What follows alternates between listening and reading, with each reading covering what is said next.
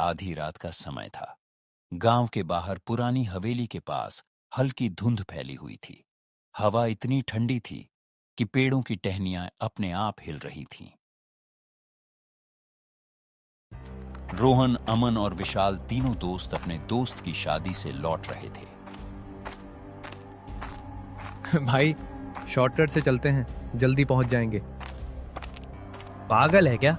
उसी रास्ते पर तो चालावा दिखता है। अरे वो सब गांव वालों की बातें हैं। तीनों कच्चे रास्ते पर चल पड़े। रास्ता बिल्कुल सुनसान था। ना कोई आदमी, ना कोई आवाज, बस उनके कदमों की आवाज और दूर कहीं कुत्तों के रोने की आवाज सुनाई दे रही थी। तभी विशाल अचानक रुक गया। वो सामने कौन है? थोड़ी दूर एक आदमी खड़ा था। सफेद कुर्ता, सिर झुका हुआ और हाथ पीछे बंधे हुए। वो बिल्कुल हिल नहीं रहा था। ओ भाई, कौन हो तुम? लगता है कोई शराबी होगा। जैसे ही वो पास पहुंचे, वो आदमी धीरे धीरे उनकी तरफ घूमने लगा, लेकिन उसका चेहरा नहीं था। चेहरे की जगह सिर्फ काला अंधेरा था। विशाल डर के मारे पीछे हट गया। भागो! तीनों दौड़ने लगे, लेकिन कुछ सेकंड बाद उन्हें एहसास हुआ कि वो फिर उसी जगह आ गए हैं। वही रास्ता, वही पेड़ और वही बिना चेहरे वाला आदमी। इस बार वो पहले से थोड़ा और पास खड़ा था। ये हमारे पीछे कैसे आ गया?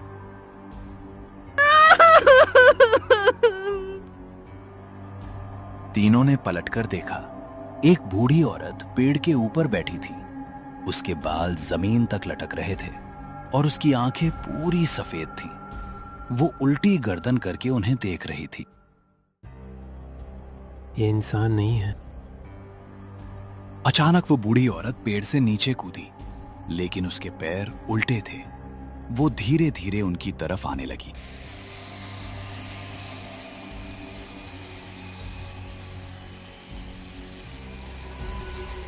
हर कदम के साथ उसकी हड्डियों के टूटने की आवाज आ रही थी। हमें जाने दो, हमने क्या किया है? बूढ़ी औरत मुस्कुराई, फिर उसने उंगली से पीछे इशारा किया। तीनों ने पीछे मुड़कर देखा और उनकी चीख निकल गई। वो बिना चेहरे वाला आदमी अब उनके बिल्कुल पीछे खड़ा था। धीरे धीरे उसके चेहरे पर आंखें बनने लगीं, फिर नाक, फिर होठ और कुछ ही सेकंड में उसका चेहरा बिल्कुल रोहन जैसा बन गया। अब असली रोहन कौन है? अमन और विशाल डर के मारे पीछे हट गए। दोनों रोहन अब एक जैसे दिख रहे थे, एकदम एक जैसे। फिर अचानक दोनों रोहन एक साथ मुस्कुराने लगे और उसी पल चारों तरफ से फुसफुसाने की आवाज आने लगी। एक को हमारे साथ रहना होगा। फुसफुसाने की आवाज और तेज होने लगी। एक को हमारे साथ रहना होगा। हवा अचानक बर्फ जैसी ठंडी हो गई। अमन कांपती आवाज में बोला, कौन रहेगा? हम कुछ नहीं जानते, हमें जाने दो।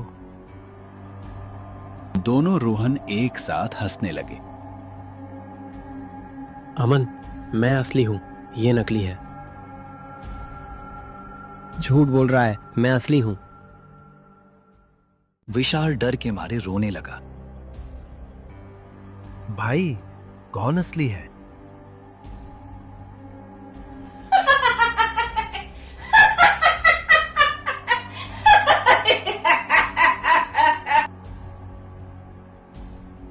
अगर गलत चुना तो तीनों यही रह जाओगे।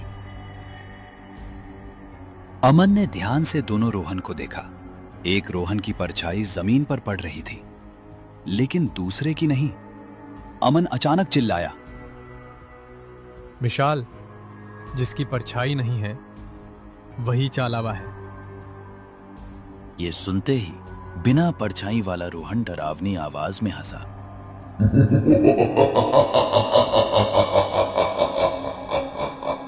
उसका चेहरा अचानक फटने लगा, आंखें पूरी काली हो गईं, हाथ लंबे होने लगे।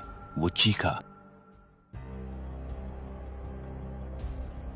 तुम्हें जाने नहीं दूंगा। तभी असली रोहन जोर से बोला, भागो। तीनों पूरी ताकत से दौड़ने लगे।